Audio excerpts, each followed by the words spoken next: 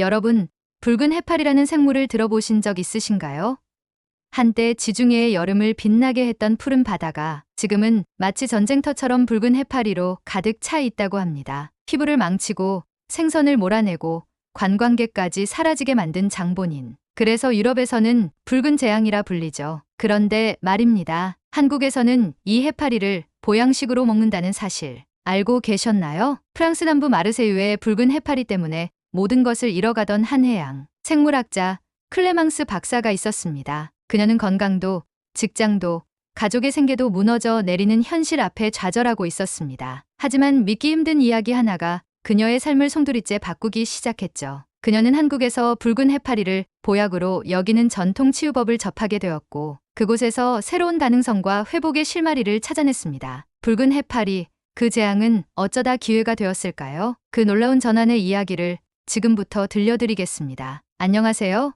저는 프랑스 남부 마르세유에서 해양 생물학을 연구해 온 클레망스 라로슈입니다. 바다를 사랑했고 바다와 함께 살아가는 법을 배운 사람입니다. 어린 시절부터 항구의 냄새와 소리, 파도 소리에 익숙했고 아버지가 운영하던 해산물 식당에서 자라며 매일매일 바다의 선물을 접해왔습니다. 바다는 제 연구의 터전이자 제 가족의 생계를 책임지는 존재였습니다. 그래서 바다가 아프다는 사실은 곧 제 삶 전체가 흔들리는 것과 다름없었습니다. 몇 년 전부터 마르세유 해안은 붉은 해파리 떼의 습격을 받기 시작했습니다. 처음에는 그저 계절적인 현상이라고 생각했습니다. 기후변화가 좀 더 심해졌을 뿐 자연은 곧 균형을 회복할 것이라고 믿었습니다. 하지만 그 믿음은 오래가지 않았습니다. 해마다 붉은 해파리의 개체수는 기하급수적으로 증가했고 그들의 독성은 해양 생태계를 파괴하기 시작했습니다. 어류 개체수는 급감했고 해파리에 닿은 관광객들이 병원에 실려 가는 일이 반복되면서 해변은 텅 비어버렸습니다. 한때 생명력 넘치던 바다는 이제 불신과 공포의 상징이 되었습니다. 저희 연구소도 그 여파에서 자유로울 수 없었습니다. 붉은 해파리로 인한 피해 분석과 생태계 복원 프로젝트를 추진하려 했지만 현실은 냉정했습니다. 예산은 삭감되었고 정부는 당장의 수익이 나지 않는 연구에 더 이상 관심을 두지 않았습니다. 결국 연구소는 문을 닫게 되었고 제 연구 경력은 그대로 끊겨버렸습니다. 바다를 위해, 인류를 위해 기여하고 싶다는 저의 신념은 그렇게 조용히 무너졌습니다. 그보다 더 가슴 아픈 일은 아버지의 식당이었습니다. 어릴 적부터 보아오던 그 식당은 항상 웃음과 생선 냄새, 그리고 아버지의 정성으로 가득했지만 해파리의 출현 이후 상황은 달라졌습니다. 손님은 점점 줄었고 해산물 유통업체들은 붉은 해파리의 독성으로 인해 조업 자체를 중단하기 시작했습니다. 아버지는 끝까지 식당을 지키려 노력하셨지만 결국 문을 닫아야 했습니다. 제 손으로 뭔가 해결해 드릴 수 없다는 무력감에 저는 점점 깊은 우울에 빠져들었습니다. 그리고 그 모든 상황은 저의 건강마저 흔들기 시작했습니다. 극심한 스트레스는 위장을 먼저 공격했습니다. 아무것도 먹기 싫었고 먹어도 속이 답답했습니다. 위염, 소화불량, 두통이 매일같이 저를 따라다녔고 병원에서는 스트레스성 장애라는 말만 되풀이했습니다. 처방받은 약은 일시적인 안정감을 줄 뿐 제 삶 전체에 드리워진 불안과 상실감을 치유해주진 못했습니다. 나는 점점 더 나약해지고 있었습니다. 과학자이자 딸이자 인간으로서 이대로 무너질 수밖에 없다는 생각이 머릿속을 지배했습니다. 그러던 어느 날 한국에서 유학 중이던 여동생 마리로부터 메시지가 왔습니다. 한국에 잠시 와서 쉬다 가라는 짧은 내용이었습니다. 그녀는 제가 요즘 어떤 상태인지 알고 있었고 단 며칠이라도 일상에서 벗어나기를 바랐던 것 같습니다. 저는 처음엔 고개를 저었습니다. 현실에서 도망친다고 상황이 바뀌는 건 아니니까요. 하지만 그녀가 마지막으로 덧붙인 한마디가 마음을 건드렸습니다. 언니, 여기선 해파리를 약으로 써. 그것도 붉은 해파리를. 처음엔 믿기 어려웠습니다. 제가 연구하던 그 붉은 해파리, 생태계를 무너뜨리고 사람들을 병들게 하던 그 생물을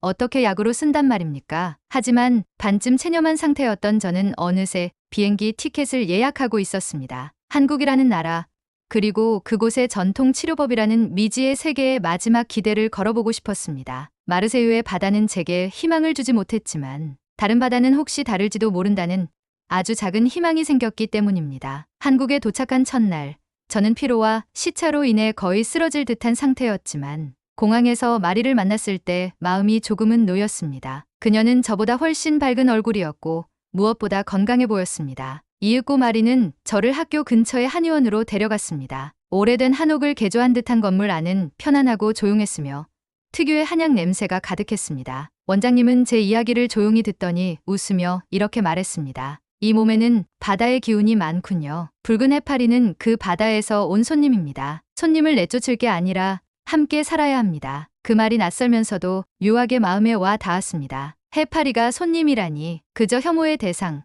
해양재앙의 근원으로만 보던 존재를 이렇게 다르게 표현하다니. 제가 갖고 있던 해파리에 대한 인식이 순간적으로 흔들리는 느낌이었습니다. 그렇게 생각이 복잡해지는 사이 원장님은 조용히 진열장 뒤편으로 사라졌고, 얼마 지나지 않아 작은 찜통에서 김이 모락모락 피어오르기 시작했습니다. 그는 손수 준비한 육수를 작은 냄비에 따르고 건조된 붉은 해파리 슬라이스를 조심스럽게 담갔습니다. 해파리는 소금에 절여 숙성한 뒤 여러 번 끓는 물에 데쳐 독성과 점액질을 제거한 것이었습니다. 그 위에 원장님은 감초, 황기, 백출, 대추, 그리고 말린 귤 껍질인 진피를 순서대로 올려 넣었습니다. 마지막으로 약한 불에서 천천히 30분 정도 끓이는 동안 그 깊은 향이 방 안가득 퍼졌습니다. 말로 표현하기 어려운 독특한 향이었습니다. 바다의 짠 기운과 흙에서 나는 따스한 약재 향이 조화롭게 어우러진 그 냄새는 제가 평생 연구실에서 맡아본 그 어떤 화학성 냄새보다 더 진하고 생명력 넘치는 향이었습니다. 국물이 다 끓자 원장님은 사기 그릇에 조심스럽게 따랐습니다. 맑고 은은한 갈색을 띤 국물 안에는 얇게 저민 붉은 해파리 조각이 한두 개 떠 있었고, 대추와 진피가 은은하게 둥둥 떠 있었습니다. 저는 본능적으로 얼굴을 살짝 찡그렸습니다. 제가 해파리를 그토록 싫어하게 된 이유가 너무도 많았기 때문입니다. 제 연구를 무너뜨린 주범, 아버지의 식당을 폐쇄로 몰아간 존재, 그리고 제 건강까지 빼앗아간 바로 그 해파리였기 때문입니다. 하지만 마리가 옆에서 고개를 끄덕이며 미소 지었고, 원장님도 말없이 제 앞에 작은 나무 수저를 놓아주었습니다. 저는 긴장된 손으로 수저를 들어 국물을 떠보았습니다. 김이 모락모락 올라오는 그 숟가락을 조심스레 입에 넣는 순간 코끝이 찡해졌습니다. 그 향, 그 온도, 그리고 입 안에 퍼지는 맛이 생각보다 부드럽고 복잡했습니다. 단순한 짠맛이나 매운맛이 아니라 아주 미세한 단맛과 쌉쌀한 향이 어우러져 속 깊숙이 전달되는 느낌이었습니다. 마치 그 국물이 제 속에서 맴돌다가 천천히, 아주 천천히 내려가면서 위장을 감싸 안는 느낌이었습니다. 해파리는 전혀 비린내가 나지 않았고 약간 오돌오돌한 식감이 있긴 했지만 무척 얇고 부드럽게 씹혔습니다. 마치 미역줄기와 닮은 듯하면서도 그보다 더 가볍고 산뜻한 질감이 느껴졌습니다. 해파리 특유의 투명함이 남아있었고 씹을수록 바다 내음이 은은하게 배어나왔습니다. 그 바다의 향이 처음엔 낯설었지만 이내 어릴 적 아버지 식당에서 맡았던 바다 내음과 겹치며 이상하게 그립고 따뜻한 감정을 일으켰습니다. 몇 숟갈을 더 넘긴 후 놀라운 일이 일어났습니다. 뜨거운 국물이 식도를 따라 내려가는 동안 그동안 꽉 막혀있던 위장이 처음으로 편안해졌습니다. 언제부턴가 계속되던 복부 팽만감이 사라지고 몸이 안에서부터 조금씩 풀어지는 느낌이 들었습니다. 저는 말을 잇지 못한 채 멍하니 그릇을 바라봤습니다. 이 국물 속에 들어있는 것들은 제가 연구실에서 관찰하던 그 붉고 끈적거리며 위험한 생물이었을 텐데 지금은 제 몸을 치유하는 존재로 작용하고 있었습니다. 머리로는 이해되지 않았지만 몸은 이미 반응하고 있었습니다. 국을 다 먹고 나서는 몸이 따뜻해지고 가슴이 뻥 뚫린 듯한 느낌이 들었습니다. 마리와 함께 한의원 마당에 앉아 있을 때 오랜만에 깊게 숨을 들이마셨습니다. 조금 전까지도 식사 후 반드시 약을 먹어야 했던 제가 지금은 약 없이도 속이 편안하다는 사실이 놀라웠고 또 어쩐지 믿고 싶지 않을 만큼 신기했습니다. 그날 밤 저는 오랜만에 정말 오랜만에 깊은 잠에 들었습니다. 잠든 순간부터 아침 해가 비칠 때까지 단 한 번도 깨지 않았습니다. 그저 따뜻한 국물 한 그릇이 만든 변화라고 믿기엔 너무도 극적인 체감이었습니다. 저는 처음으로 생각했습니다. 혹시 이 붉은 해파리라는 존재가 나를 무너뜨린 것이 아니라 나를 다시 일으켜 세우는 열쇠가 될 수도 있지 않을까 하고요. 이후 4일이 지났습니다. 이제는 제 삶에서 처음 느껴보는 명확한 기운과 활력이 제 몸을 감싸고 있었습니다. 저는 스스로도 놀랄 만큼 잘 먹기 시작했고 식욕은 점차 회복되었습니다. 무엇보다 소화가 잘 되었습니다. 약을 먹지 않고도 편안한 배와 고요한 심장은 제게 새로운 희망을 안겨주었습니다. 한편 마리는 제가 조금이라도 더 한국의 문화를 이해하길 바랐고 저는 점점 그 생각에 공감하게 되었습니다. 우리는 서울 인근의 바닷가 마을로 향했습니다. 그녀가 한 학기 동안 봉사활동을 했던 작은 어촌마을이었습니다. 그곳은 어르신들이 붉은 해파리를 가공해 약재로 활용하는 법을 공유하며 생계를 이어가고 있는 공동체였습니다. 조용한 바닷가를 따라 걷다 보면 작은 작업장이 하나둘 보였고 그 안에는 해파리를 손질하고 건조하는 모습이 눈에 띄었습니다. 그날 마리는 저를 한 어르신께 소개했습니다. 70이 넘은 할아버지였는데 전직 어부였다고 합니다. 그는 바닷가에서 해파리를 건져내어 손질한 뒤 깨끗이 씻어 소금에 절이고 다시 햇볕에 말리는 과정을 반복하며 해파리를 가공하고 있었습니다. 저는 궁금증을 참지 못하고 물었습니다. 이 해파리, 독성은 어떻게 제거하시는 거죠? 그러자 할아버지는 웃으며 말했습니다. 해파리는 겁주는 게 커. 손질만 잘하면 이보다 깨끗한 바다 식재료가 없지. 그의 말은 단순한 노하우가 아니라 생명과 환경에 대한 철학 같았습니다. 며칠 후 저는 직접 해파리 요리를 배우기 시작했습니다. 조리법은 의외로 단순하면서도 세밀한 주의가 필요했습니다. 해파리를 너무 오래 끓이면 질겨지고 너무 짧게 끓이면 독성과 점액질이 남아 맛과 질감이 나빠졌습니다. 가장 적절한 시간을 찾는 것은 마치 실험실에서 균주를 배양할 때의 긴장감과도 비슷했습니다. 해파리 조각이 투명해지며 부드럽게 말려지는 순간 저는 이상하게도 연구실에서 느꼈던 성취감과 닮은 감정을 느꼈습니다. 그리고 어느 날 마리와 함께 들른 작은 해물 식당에서 저는 또 한 번의 깊은 감동을 경험하게 됩니다. 그곳은 아주 평범한 재래시장 안에 있는 식당이었고 주인 할머니는 우리를 반갑게 맞아주셨습니다. 할머니는 해파리를 활용한 초무침, 탕, 전골 등 다양한 요리를 소개해 주셨고 저희는 그 중에서도 해파리 된장탕을 주문했습니다. 된장의 짭짤한 향기와 해파리의 식감이 어우러진 이 국물은 또 다른 의미의 충격이었습니다. 바다와 육지가 만나는 맛, 부드러우면서도 깊은 풍미. 제 입은 이미 해파리의 매력에 완전히 사로잡혀 버렸습니다. 이쯤 되니 제가 갖고 있던 기존의 모든 지식이 무너지고 있었습니다. 과학은 데이터를 근거로 하는 학문이지만 인간의 몸과 마음은 그 데이터를 초월한 반응을 보일 수 있다는 것을 처음으로 실감했습니다. 해파리를 문제로만 바라보았던 저의 시야가 얼마나 좁았는지를 절감하게 되었습니다. 한국의 한의학과 식문화는 붉은 해파리를 문제로 대하지 않았습니다. 오히려 그 속에서 가능성을 발견하고 방법을 찾아내고 그것을 삶 속에 녹여냈습니다. 저는 그 점에서 엄청난 깨달음을 얻었습니다. 그리고 문득 이런 생각이 들었습니다. 프랑스의 해안이 지금 붉은 해파리로 인해 무너지고 있다면 이 방법을 그곳에 적용할 수는 없을까? 해파리를 혐오의 대상으로만 대하지 않고 자원으로 전환한다면 어떨까? 더 나아가 그 속에 담긴 콜라겐이나 점액 성분을 활용한 의학적 접근이 가능하지 않을까? 저의 연구와 경험, 그리고 한국에서 배운 이 모든 것들이 연결되기 시작했습니다. 새로운 질문이 생기고 새로운 해답을 찾고 싶은 마음이 들었습니다. 한국에서의 나날은 제게 단순한 휴식이 아니었습니다. 그것은 치유였고 또 하나의 배움이었습니다. 저는 이제 단순히 건강을 회복한 사람으로서가 아니라 새로운 가능성을 품은 연구자로 다시 태어나고 있었습니다. 그리고 그 중심에는 언제나 문제의 중심에 있던 붉은 해파리가 있었습니다. 이제 그 존재는 더 이상 저에게 공포의 대상이 아니었습니다. 오히려 그 생명체는 저를 다시 살아가게 만든 가장 기이하면서도 감사한 존재가 되어가고 있었습니다. 이제 한국에 도착한 지 2주가 되어가고 있었습니다. 처음에 피로와 절망으로 몸을 겨우 이끌던 제 모습은 이제 사라지고 조금은 활기찬 발걸음과 호기심, 어린 눈빛으로 거리를 거닐 수 있게 되었습니다. 마리는 수업이 있었지만 저는 혼자서도 한의원에 가거나 시장을 둘러보며 한국의 식문화와 약재 문화를 천천히 탐방했습니다. 때로는 카페에 앉아 제 노트북을 열고